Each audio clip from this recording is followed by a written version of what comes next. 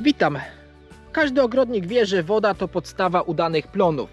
Do najważniejszych funkcji wody z punktu widzenia roślin należą rozpuszczanie składników pokarmowych w glebie, które roślina pobiera przez korzenie, dalej udział w transporcie właśnie tych pobranych składników pokarmowych, udział także w procesie fotosyntezy i wielu innych procesach przemiany materii oraz utrzymanie turgoru w komórkach i regulowanie temperatury roślin. Ale czy zastanawialiście się, czy zapotrzebowanie na wodę zawsze jest takie samo? No bo w cyklu rozwojowym warzyw możemy wyróżnić okresy, kiedy rośliny wykazują największe zapotrzebowanie na wodę. Można powiedzieć wtedy o tak zwanych okresach krytycznych. Przykładowo w przypadku warzyw owocujących niedobór wody w czasie wiązania owoców i kwitnienia powoduje opadanie kwiatów i zawiązków. U roślin liściastych niedobór wody powoduje słabszy przyrost tej części nadziemnej, tej części liściowej, co skutkuje oczywiście zmniejszeniem plonów. Zaś warzywa korzeniowe są najbardziej wrażliwe na brak wody w czasie intensywnego przyrostu korzeni. I teraz zapewnienie właśnie podlewania, zapewnienie nawadniania, zapewnienie odpowiedniej ilości wody w tych okresach krytycznych nie tylko pozwala roślinom lepiej rosnąć, lepiej plonować, ale także pozwala oszczędzać nam wodę. Przejdźmy więc do konkretów. Zacznijmy od warzyw korzeniowych. Na początek niech to będzie marchew. Marchew jest rośliną, która stosunkowo dobrze znosi okresowe niedobory wody w glebie, a to oczywiście ze względu na jej głęboki system korzeniowy. Jednak nawadnianie marchwi wpływa zarówno na jej plon, korzenie są większe, mają większą średnicę, większą masę, jak i wpływa również na jakość korzeni, no bo marchew, której właśnie tej wody brakuje, często ma te korzenie rozwidlone, zniekształcone. Oczywiście te korzenie są również także cieńsze. Największe zapotrzebowanie na wodę w przypadku marchwi występuje w sierpniu i wrześniu, kiedy ten przyrost korzeni jest najintensywniejszy. Ważne jest także zapewnienie marchwi dostatecznej ilości wody w czasie kiełkowania i wschodu, bo brak podlewania właśnie w tym okresie utrudnia kiełkowanie oraz powoduje właśnie tych wschodów opóźnienie i powoduje również, że te wschody są po prostu nierównomierne. Ale tutaj też uwaga, bo nie należy dopuszczać do zbyt dużych wahań wilgotności właśnie wody w glebie w czasie tego przyrostu korzeni, ponieważ może to powodować pękanie tych korzeni. Dzieje się tak na przykład w czasie suszy, kiedy właśnie po takim okresie suszy przychodzą jakieś intensywne deszcze i wtedy łatwo zaobserwować po wyrwaniu marchwi, że rzeczywiście ta marchew zaczyna pękać. Dlatego właśnie w tym newralgicznym, tym krytycznym momencie rozwoju marchwi, czyli właśnie sierpień, wrzesień, należałoby jednak marchew podlewać regularnie, aby właśnie nie dopuścić do tych dużych wahań wilgotności wody w glebie. Trochę gorzej od marchwi na niedobory wody w glebie reaguje pietruszka. Tutaj również brak podlewania w czasie posuchy objawia się zniekształconymi, rozwidlonymi korzeniami. Bardzo niebezpieczny jest także niedobór wody w czasie wschodów. Susza w tym czasie mocno opóźnia, a czasami wręcz uniemożliwia wschody, a wiemy, jak pod tym względem kapryśna potrafi być pietruszka. Najwięcej jednak wody, podobnie jak marchew, pietruszka potrzebuje w miesiącach letnich, lipiec, sierpień, wrzesień, czyli znów podobnie, kiedy ten korzeń mocno pietruszki przyrasta. Jeśli chodzi o seler, to on jest bardziej wrażliwy na niedobory wody niż marchew czy pietruszka. Największe zapotrzebowanie na wodę seler wykazuje od połowy lipca do połowy września, kiedy korzeń szybko przyrasta. Niedobór wody prowadzi do ograniczenia plonu, korzenie oczywiście są mniejsze oraz również prowadzi do pogorszenia jakości plonu. Duże wahania wilgotności gleby prowadzą zaś nie tylko do pękania korzeni, ale także do tworzenia się pustych przestrzeni właśnie gdzieś tam w tym korzeniu, a także korzeń może po prostu robić się gąbczasty. Burak ćwikłowy jest dość odporny na suszę, a to ze względu na dość rozwinięty system korzeniowy, dzięki któremu może wykorzystywać wodę zgromadzoną głębiej w glebie. Jednak bardzo korzystnie buraczek reaguje na nawadnianie w okresie letnim, w miesiącach czerwiec, lipiec i sierpień, kiedy ten korzeń szybko przyrasta. Ważne jest także zapewnienie wody w czasie kiełkowania, aby rośliny mogły schodzić równomiernie. No i tutaj obrazek, jak właśnie to wygląda, kiedy wiosna jest sucha, kiedy właśnie tej wody wiosną brakowało. Widać, że te miejsca puste, gdzieś tam w tych miejscach buraczek nie powschodził. Trzeba było po prostu tego buraczka tutaj dosiewać. Rzodkiewka ma słabo rozwinięty system korzeniowy, dlatego należy zadbać, aby gleba była równomiernie wilgotna przez cały okres wegetacji. Zresztą ten okres wegetacji jest przecież w przypadku rzodkiewki bardzo krótki. Niedobór wody obniża oczywiście plon, powoduje także tworzenie przez rzodkiewkę gąbczastych zgrubień oraz niestety pogarsza również smak rzodkiewki.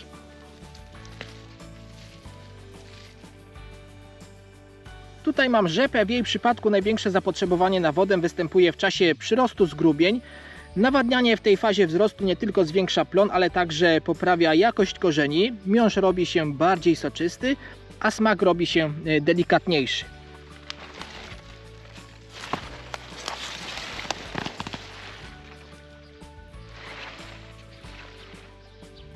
W przypadku ziemniaków największe zapotrzebowanie na wodę przypada w czasie tworzenia się bulw i ich intensywnego przyrostu. Zbiega się to z momentem kwitnienia ziemniaków. I w zależności od terminu sadzenia i także odmiany, największe zapotrzebowanie na wodę dla odmian średnio wczesnych przypada od połowy czerwca do końca lipca, a dla odmian późnych będzie to lipiec i sierpień. Jeśli chodzi o warzywa cebulowe, to cebula ma płytki i słabo rozwinięty system korzeniowy, dlatego jest wrażliwa na niedobory wody w glebie. Najwięcej wody cebula potrzebuje w okresie przyrostu i wiązania cebul, mniej więcej od połowy czerwca do końca lipca. Brak wody w tym czasie powoduje pogorszenie się jakości oraz dużą ilość cebul drobnych, niewyrośniętych.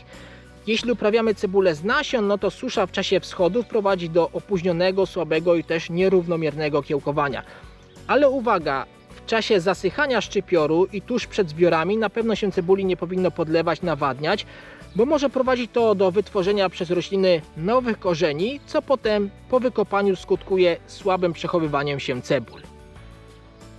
Por ma nieco bardziej rozwinięty system korzeniowy niż cebula, ale za to wytwarza znacznie większą masę nadziemną. Na początku wymagania co do wody są raczej niewielkie, no bo też por początkowo po posadzeniu raczej bardzo wolno rośnie. Największe zapotrzebowanie na wodę zależy jaki por, jaką odmianę, w jaki sposób uprawiamy. I tak pory na zbiór letni najwięcej wody będą potrzebowały od czerwca do czasu zbiorów. Pory na zbiór jesienny od lipca do połowy września. Jest jeszcze jedna możliwość uprawy porów na zbiór wczesnowiosenny, czyli por zostawiamy na zimę na grządce i zbieramy go właśnie wczesną wiosną. Wtedy to zapotrzebowanie na wodę w przypadku takich porów będzie największe od połowy sierpnia do końca września. Jeśli chodzi o czosnek, to jego nawadnianie ma bardzo korzystny wpływ na plon i jakość główek. Rośliny nawadniane wytwarzają główki składające się z mięsistych, jędrnych ząbków o dużo większej masie niż rośliny nienawadniane. Największe zapotrzebowanie na wodę występuje w okresie przyrostu ząbków. I tak dla czosnku sadzonego jesienią będzie to czas od połowy maja do końca czerwca, natomiast dla czosnku sadzonego na wiosnę będzie to czerwiec i lipiec. Ale też aby nawadnianie nie miało ujemnego wpływu potem na przechowywanie czosnku, należy je przerwać na około 2 tygodnie przed planowanym zbiorem. Przejdźmy do warzyw liściowych. Na początek niech będzie kalafior. Największą wrażliwość na niedobór wody wykazuje w czasie wiązania róż i szybkiego ich przyrostu, najczęściej tuż również przed ścięciem. Tutaj kiedy jest sucho może wystąpić szereg problemów, m.in. zmniejszenie masy róż, pogorszenie ich jakości, może pojawić się tak zwana guzikowatość róż, róże są niewielkie oraz może pojawić się także brązowienie róż, które jest spowodowane zaburzeniem w transporcie wapnia w roślinie. W uprawie kalafiora ciężko jest wyróżnić takie miesiące, kiedy to zapotrzebowanie na wodę jest największe, bo jeśli rzadko pada, to kalafior powinien być podlewany praktycznie przez cały czas wegetacji, bo już niedobór wody zaraz po posadzeniu rozsady do gruntu ogranicza wzrost roślin i wytworzenie odpowiedniej ilości liści, których właśnie liczba i wielkość również jest mocno już skorelowana z wielkością róż. Kalafior najlepiej udaje się na glebach dobrze magazynujących wodę, stąd właśnie u mnie kalafiora brak. Próbowałem, ale niestety to nie jest dobra gleba na kalafiory. Na szczęście rośnie kapusta i to dość dobrze nawet sobie radzi, ale jej wymagania wodne są mniejsze niż kalafiora i są też zróżnicowane, bo do momentu zawiązania główek jej wymagania są raczej umiarkowane. Najwięcej wody kapusta potrzebuje w czasie wiązania i przyrostu główek, a najwięcej podlewania, najwięcej wody wymaga na 3-4 tygodnie przed planowanym zbiorem. Duże wahanie wilgotności gleby mogą prowadzić do pękania główek, stąd często właśnie jesienią, kiedy gdzieś tam pojawią się już te jesienne deszcze, można właśnie zaobserwować to pękanie główek. Nie da się też ukryć, że kapusta podlewania wymaga właśnie w tych miesiącach letnich, kiedy w czasie upałów jednak rośliny mocno odparowują wodę właśnie przez tą swoją dużą masę liściową. Wśród warzyw kapustnych można tutaj jeszcze wymienić jarmuż. Najczęściej jest uprawiany w ogrodach na zbiór jesienny, stąd też od razu po posadzeniu, czyli w lipcu i sierpniu, będzie potrzebował regularnego podlewania, żeby właśnie te sadzonki od razu dobrze się przyjęły, a jak wiadomo lipiec, sierpień, miesiące upalne, czasami właśnie miesiące, w których deszczu jednak brakuje. Jednak największe zapotrzebowanie na wodę jarmuż wykazuje w czasie intensywnego przyrostu, czyli w sierpniu i wrześniu.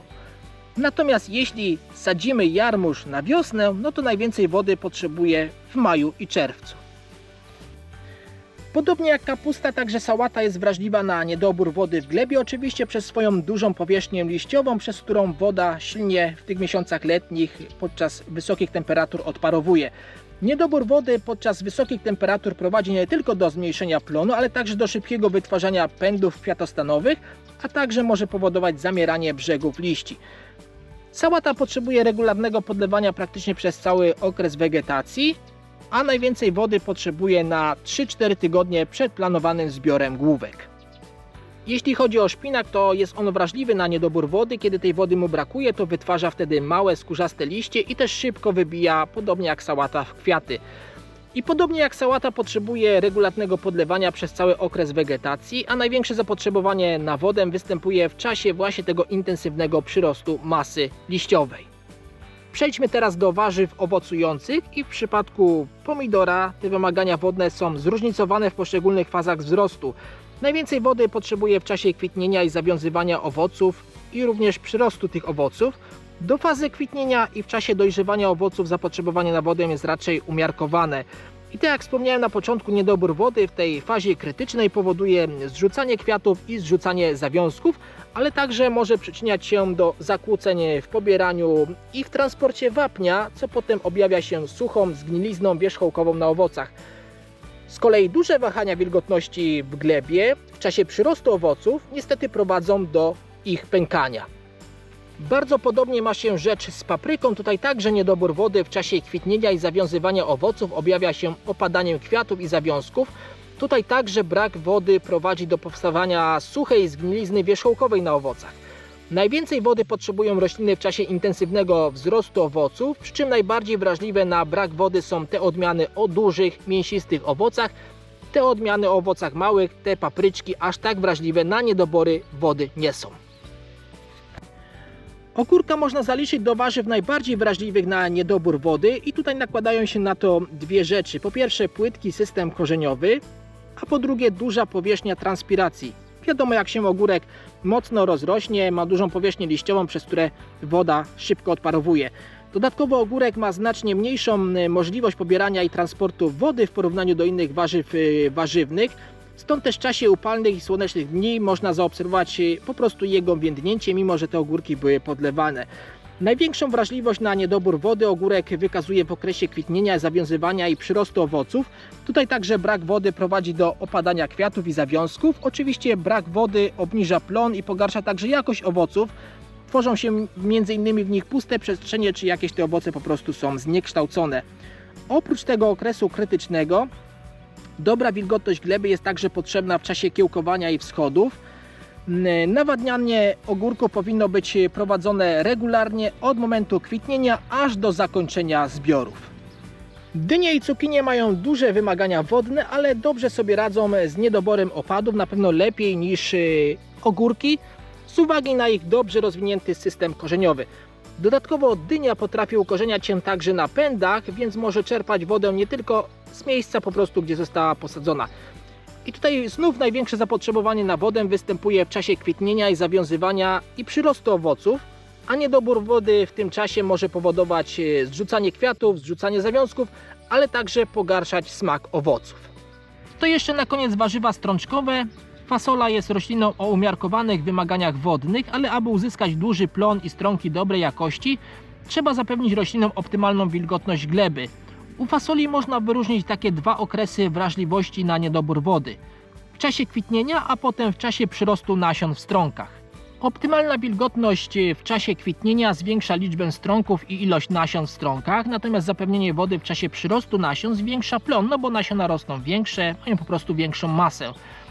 Brak wody w tych newralgicznych momentach powoduje zrzucanie kwiatów, a nawet zrzucanie małych strąków oraz również gorsze zawiązywanie się strąków. A brak wody w czasie przyrostu strąków pogarsza ich jakość, strąki stają się włókniste, co jest jednak dość istotne w przypadku fasolki szparagowej. Jeśli natomiast uprawiamy fasolę na suche ziarno, to nawadnianie należałoby przerwać na 3 tygodnie przed planowanym zbiorem nasion. Podobne wymagania ma groch. Tutaj także największe zapotrzebowanie na wodę występuje w fazie kwitnienia i przyrostu strąków. Nawadnianie nie tylko wpływa korzystnie na wzrost roślin i plon, ale także przedłuża kwitnienie grochu i przedłuża wiązanie strąków. Oprócz tego okresu krytycznego stosunkowo dużo wody groch potrzebuje w fazie kiełkowania, no bo kiedy te nasiona pęcznieją, to pobierają mnóstwo jednak wody z gleby. Dlatego też zaleca się, aby groch siać możliwie wcześniej na wiosnę, kiedy właśnie gleba po zimie jest jeszcze dostatecznie wilgotna. No i jeszcze bób, i tutaj sprawa ma się również podobnie. Najlepiej reaguje na podlewanie w czasie kwitnienia i wypełniania się strąków. Nawadnianie w czasie kwitnienia może nawet dwukrotnie zwiększyć liczbę kwiatów, a co za tym liczbę zawiązanych strąków. Podsumowując, w większości przypadków okres krytyczny, kiedy warzywa potrzebują najwięcej wody, przypada na miesiące letnie, miesiące, w których niestety coraz częściej zdarzają się okresy posuchy, okresy, kiedy tego deszczu jest mało. Dlatego w tym czasie, kiedy rzadko właśnie pada, powinniśmy zadbać o odpowiednie, regularne podlewanie naszych warzyw, bo to nie tylko wpływa na zwiększenie plonu, ale także i na jakość samych warzyw. A na dzisiaj to tyle. Do zobaczenia i zapraszam wkrótce.